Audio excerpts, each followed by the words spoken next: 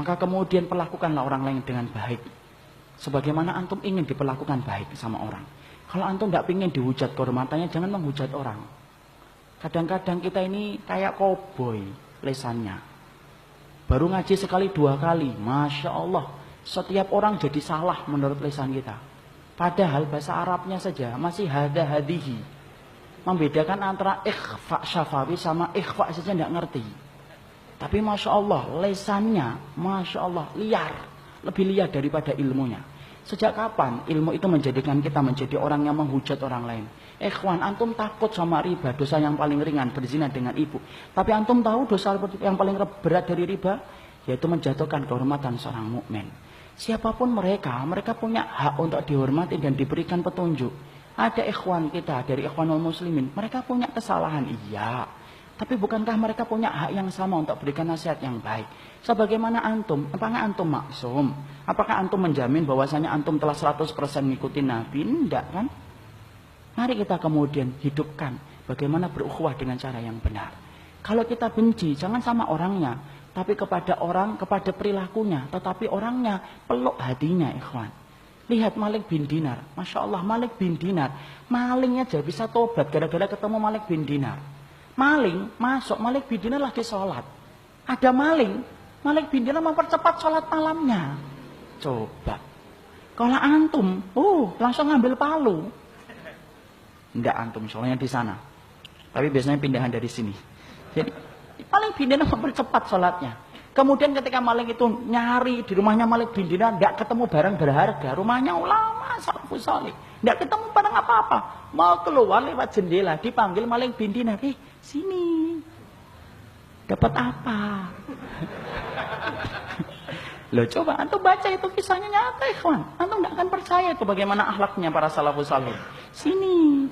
Mau enggak aku berikan satu hal yang lebih baik daripada yang kamu rencanakan untuk mencuri? Apa? Ambil itu kemudian semangkok air wudhu. Malingnya zaman salaf. Ya kemudian disuruh wudhu, ngambil wudhu. Kalau sekarang dibacok antum. Kemudian dia wudhu. Dia ambilkan air untuk wudhu. Kemudian dia berkata sholat. Sholat malingnya. Nikmat dia sholat. Tuh kan lebih baik daripada apa yang kamu hendak ambil. Iya.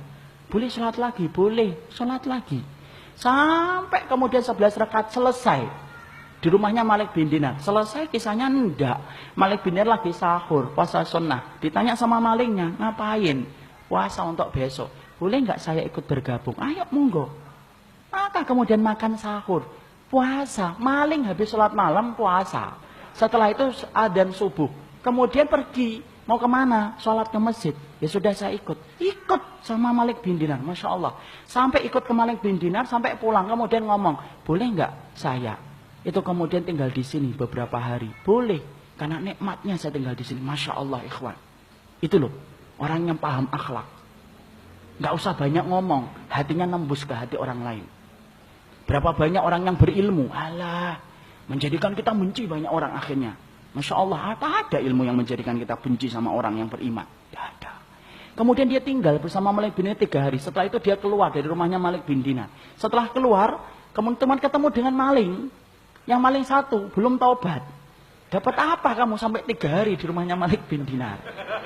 Tahu jawabannya Pak maling itu? Sarokoni qabla an asyriqa. Dia telah mencuri hatiku sebelum aku mencuri hartanya. Masya Allah. Bisa puitis setelah itu, ikhwan.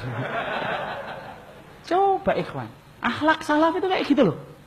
Coba kita lihat Hasan al-Basri. Rumahnya tertetesi dengan kotoran rumahnya, rumah tetangganya, Yahudi.